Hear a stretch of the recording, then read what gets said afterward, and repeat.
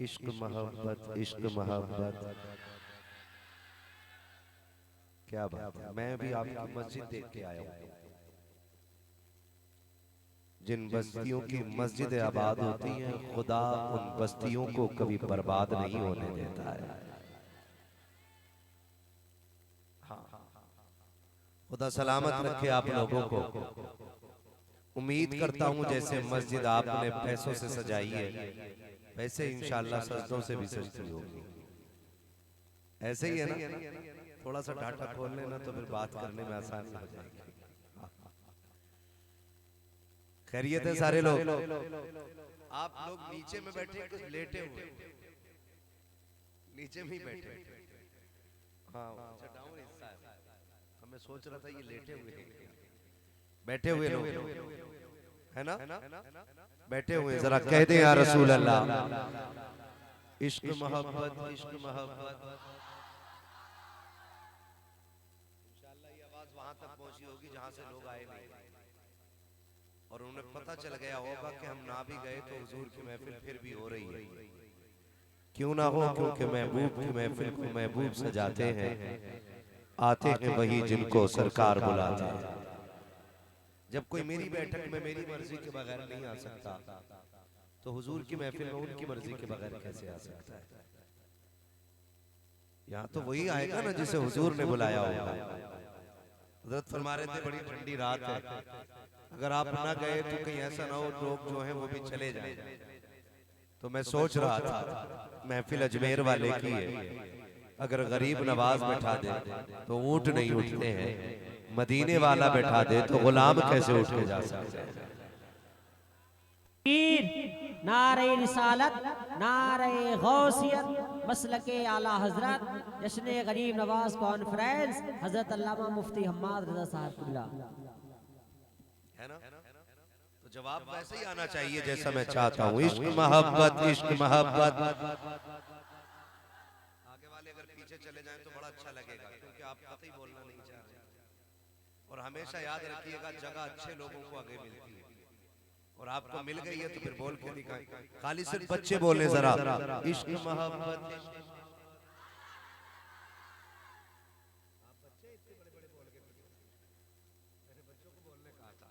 सिर्फ बच्चे बोले इश्क मोहब्बत इश्क मोहब्बत। बस्ती बस्ती करिया करिया। आप उस्मान भाई के इलाके के, तभी उनके नंबर पर अच्छा माइक बजा रहे थे। कोई नहीं है, मेरा भी इलाका आप ही से मिलता जुलता है ना? अब जरा सारे बोले, बस्ती बस्ती करिया करिया। वो जो न थे, वो जो न हो, वो जो न हो, जान है वो जहान की। क्या बात है, जान है तो, जान है तो जहान। अब बहुत गौर से मेरी बात सुने, जिंदगी बड़ी मुख्तसर है, इको हल्का कमी रखिए बस आवाज दे। जिंदगी बड़ी मुख्तसर है। इस मुख्तसर से जिंदगी में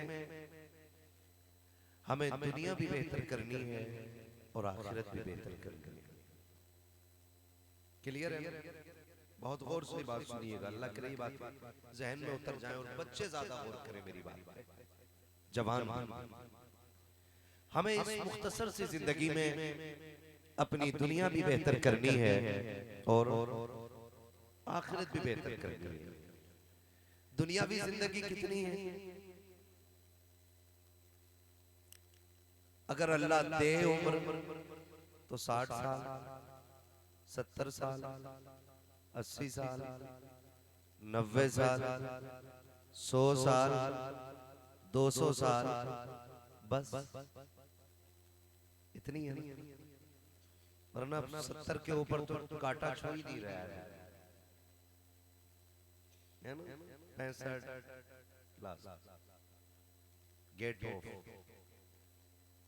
अगर किसी को इससे ज्यादा उम्र मिली है ना, तो वो शुक्र के सजदे अदा किया करे कि उसे जिंदगी ने गुनाहों से तौबा करने की मोहलत दे दी है।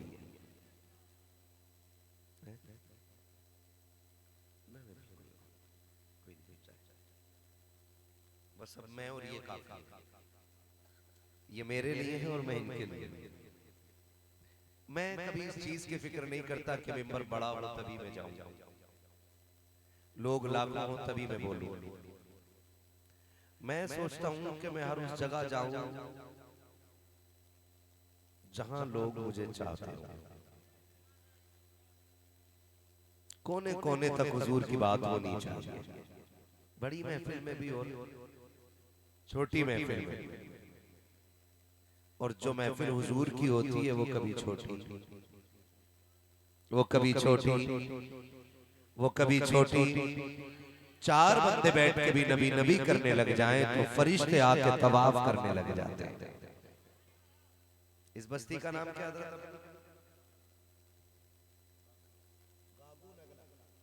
माशाअल्लाह, गागू नगला। अल्लाह इस बस्ती पे अपने करम की बारिशें फरमाए। तो जिंदगी बहुत मुख्तसर है, इसमें हमें दुनिया भी बेहतर करनी है और आखिरत भी बेहतर करनी है। याद रखिए ये दोनों चीजें तभी बेहतर हो सकती हैं कि जब काबे वाला भी राजी रहे और मदीने वाला भी राजी रहे। ये ख्याल रखिए, काबे वाला भी राजी रहे और मदीने वाला भी राजी रहे। और उसको राजी करने का जो जरिया है वो है मुस्तफा के बताए हुए तरीकों पे अमल करना। किस पर?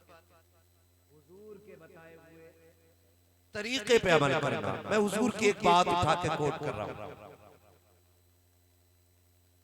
आका फरमाते मल्लम यरहम सगीरना वलम युअक्किर कबीरना फलैसा मिन्ना।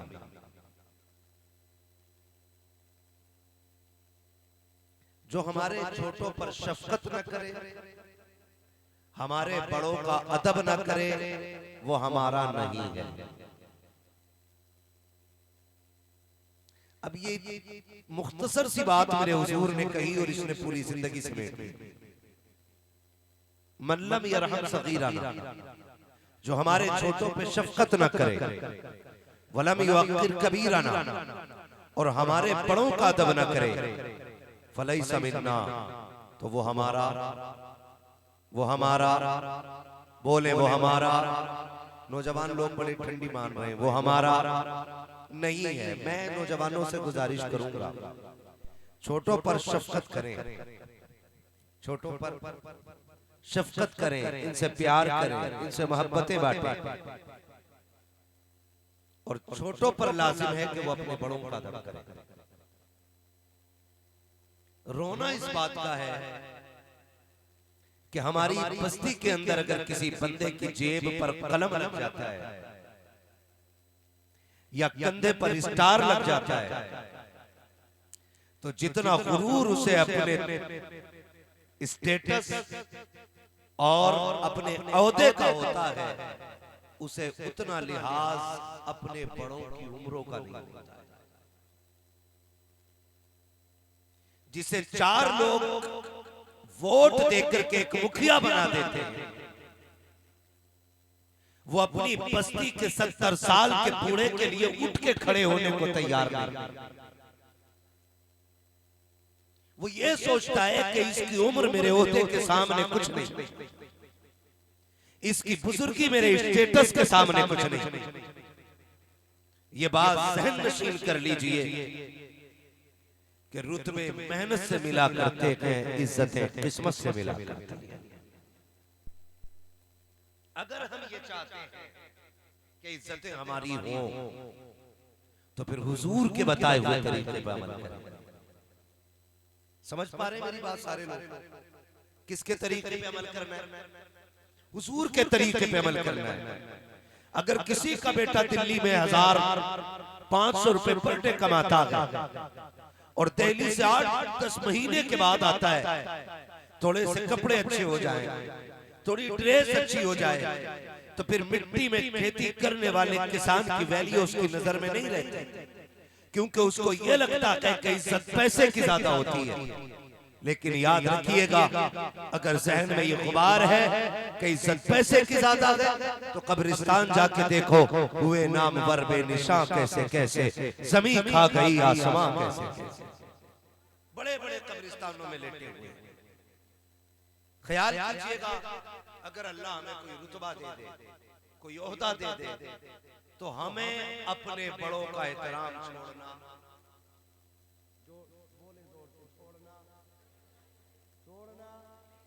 हम अपने बड़ों के लिए उठे। मौलाए कायनात मौला अली फरमाते हैं, जो किसी के एहतराम के लिए उठ के खड़ा हो जाए, जो किसी छोटे को इज्जत दे दे, अगर वो दुनिया में जलील हो जाए तो कयामत में मेरा दामन थाम लेना। लेकिन हम क्या सोचते जी, मैं क्यों उठूं, ये तो मेरी पोस्ट है, ये मेरा स्टेटस है, ये मेरी वैल्यू है, ये मेरा कद है, ये मेरा बिल्ला है, मैं तो यहाँ बैठने का हकदार हूँ, मुझको तो यह हक दिया गया है कि मैं इस जमीन पे बैठा करूँ, मुझे ये हक है कि मैं इनके ऊपर बैठूं, मुझे ये अधिकार दिया गया है कि ये कौम नीचे बैठे, मैं इसके सर पे सवार रहूं। तो मैं खुदा का वास्ता दे के कहता हूँ, अक्सर घरों के जायजे ले लो, जिन घरों के छोटे कामयाब होते हैं, उन छोटों की कामयाबी में बड़े की मेहनतें होती हैं। अगर किसी छोटे की जेब पे कलम लग जाता है तो उसमें बड़े की खून पसीने की कमाई लगी होती है। अगर किसी घर का छोटा किसी मनसब पे फाइज हो जाता है तो याद रखिएगा, उसकी कामयाबी में बड़े की मेहनतें होती है। मगर मैं ये देखता हूँ कि जब कभी छोटा कामयाब हो जाता है तो बड़े को धक्के दे के साइड कर दिया जाता है। याद रखिएगा, आज तुम किसी के हक पे पर्दा डाल सकते हो, आज तुम किसी को हक से तुम दूर कर सकते हो, आज किसी को जलील कर सकते हो, लेकिन अल्लाह जब फैसले की तराजू लगाएगा, जब इंसाफ का कांटा लगेगा, वहां पे कोई किसी के सामने बोलने की औकात नहीं होगी। जब अल्लाह मीजान कायम करेगा, एक एक चूटी से हिसाब लिया जाएगा, बकरी से बकरी का हिसाब दिलाया जाएगा, एक एक सितमगर को मजलूम के सामने खड़ा किया जाएगा, और तब ताकत नहीं होगी जो कोई चू भी कर सके। इसलिए मेरे इमाम ने कहा था, आज ले उनकी पनाह, आज मदद मांग उनसे, कल न मानेंगे कयामत में अगर मांगे। आज मैं चाहता हूं मेरे भाई, आज अपने गुनाहों से तौबा करें। क्या बड़े भाइयों का रोना जिंदगी में ये नहीं है कि पूरी जिंदगी छोटे भाइयों के लिए मजदूरी करता रहा बड़ा भाई? आज अगर छोटा भाई मास्टर बन गया है, या बैंक का मैनेजर बन गया है, या किसी पोस्ट पे कायम हो गया है, और उसके वीआईपी दोस्त आ रहे हैं, तो बड़े भाई का तारुफ भाई कह के नहीं कराता। वो पूछते हैं ना, ये कच्चा मकान किसका, तो कहते हैं पड़ोसी है। क्या कहते हैं? थक गए आप लोग? मैं बहुत ज्यादा वक्त आपका नहीं लेना चाहता। हाँ, अगर सुनने का इरादा है तो बोले जरा सुभान अल्लाह। क्या बताते हैं कि ये पड़ोसी है?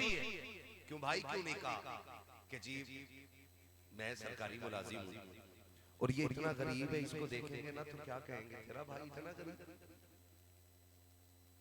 और कितने ऐसे जालिम लोग मैंने देखे। भाई इसको थोड़ा सा क्लियर आवाज दे दो, ये इको कम कर दो, मैं आपको बोल रहा हूं, इसको आप आवाज दे दो।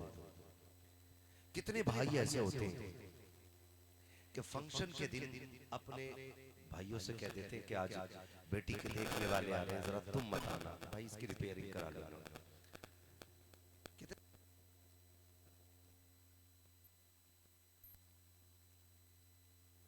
के अंदर इस तरह की बातें होती है ना,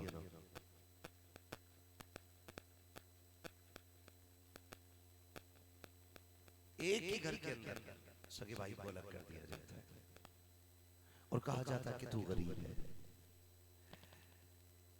मेरी बात सिर्फ सर के नहीं, दिल के कानों से सुनिएगा, दिल के कानों से सुनिएगा। दौलत जो है ना,